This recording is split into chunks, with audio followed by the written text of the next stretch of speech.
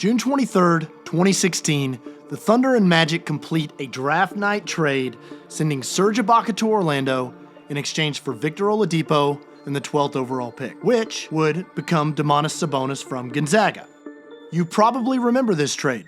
It was the biggest move of draft day and a sizable shakeup for OKC in advance of a huge upcoming free agency period. The deal was a big one at the time, but it also would become a load-bearing pillar for the Thunder's future, and really one of the great NBA trades of all time.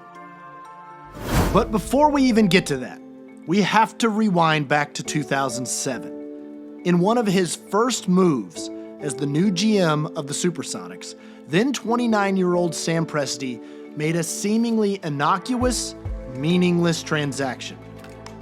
The Sonics were embarking on a transitional period and entering a rebuilding phase, and were about to lose veteran star Rashard Lewis to free agency. Lewis had committed to the Orlando Magic, ironically, but Presti convinced Lewis to sign with the Sonics first so that he could then trade him to the Magic.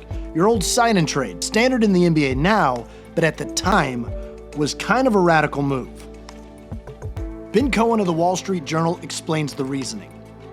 It was a win-win-win scenario. Lewis made nearly $15 million more, the Magic secured an extra year in his contract, and the Sonics generated an equally useful traded player exception worth about $9.5 million.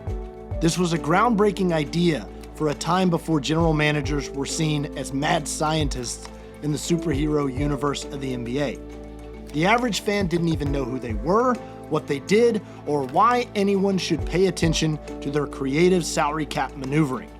And how long ago was 2007? Presti remembers being awed that Lewis had a mind-blowing new gadget. It was the iPhone. So, Rashard Lewis had a new iPhone, but Presti had a new $9.5 million to play with. A trade exception. Nothing big, really. So what did Presti do with his new $9.5 million? Did he use it to add a new player? No. He waited for an opportunity. The Suns needed to get off some salary, and the Sonics had the space to take on a big contract. To sweeten the pot and to make it worth it, the Suns attached 2 future first-round picks to it, and the Sonics got Kurt Thomas. More from Ben Cohen's article.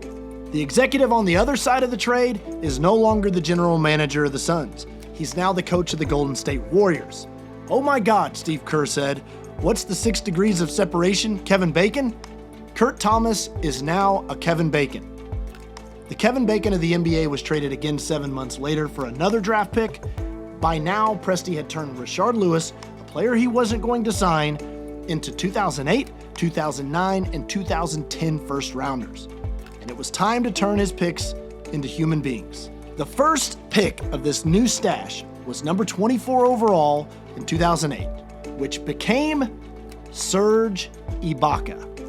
And after 8 extremely good seasons in OKC with the Thunder, with Ibaka becoming one of the premier defensive players and a foundational member of the original era of great Thunder teams, it was time to move on. Ibaka was headed for free agency in a year, and in order to maximize the value of a very good player in Ibaka, the Thunder traded him to Orlando for younger players in Oladipo and what became Sabonis, restarting the cycle. Oladipo and Sabonis had good seasons in OKC, and when another opportunity came available, Presti traded those players, and by extension, Ibaka, to Indiana for Paul George. It was a gamble, acquiring George in the final year of his contract, but scared money don't make none. George decided to re-sign with the Thunder, but after a second season in OKC, wanted to pair up with Kawhi Leonard in LA.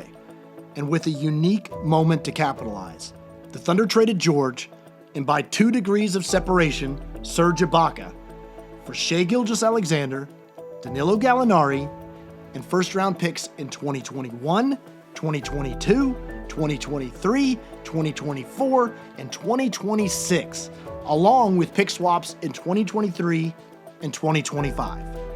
Extracting the last bit of value out of an asset is really a principle the Thunder have done multiple times. You take a player or an asset and you extend its life and value basically to infinity. There are very few roster dead ends in OKC history. For example, Reggie Jackson. He was drafted 24th overall by the Thunder in 2011. OKC traded him in a 3-team deal to Detroit in 2015 that added Enes Kanter. Kanter was then part of a trade that added Carmelo Anthony in 2017. After a rocky season in OKC and a big contract, there were a lot of people suggesting the Thunder should buy out the final year of Melo's deal with the stretch and waive provision. But as we have learned, that's not Presti's style. You have to extract every last bit of value you can first. So Presti found a trade that moved Melo and a protected first rounder, which really was a fake first rounder because it was lottery protected in 2022 and became 2 second rounders, to the Atlanta Hawks for Dennis Schroeder.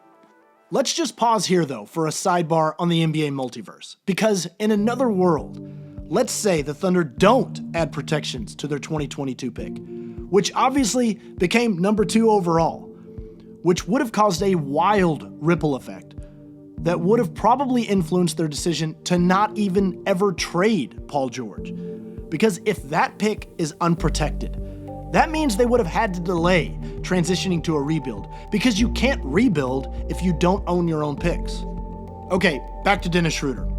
He was headed into the final year of his contract and had just put together a tremendous stint for the Thunder, becoming a 6th Man of the Year candidate. So he was traded to the Lakers for a first-round pick and Danny Green. Green, along with Terrence Ferguson and Vincent Poirier, were then moved to Philadelphia for Al Horford and the number 34 pick, the rights to Vasily Micic, and a 2025 first-round pick.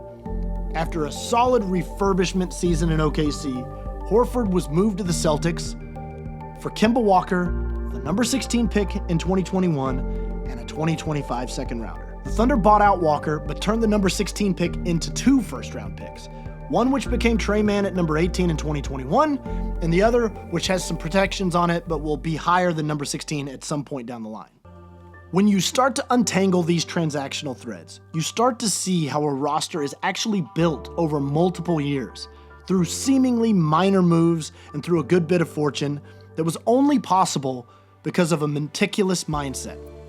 It's the tapestry principle. On one side, you see a beautiful painting of SGA and a treasure chest full of draft capital. But on the other side, you see a tangled mess of moves that connect from one to the next. What if the Thunder had just let Serge Ibaka walk away in free agency? What if they didn't protect that 2022 pick? What if they just stretch and waived Melo? Or what if they hadn't extracted a measly simple sign-in trade out of losing Rashard Lewis in free agency? Something to keep in mind.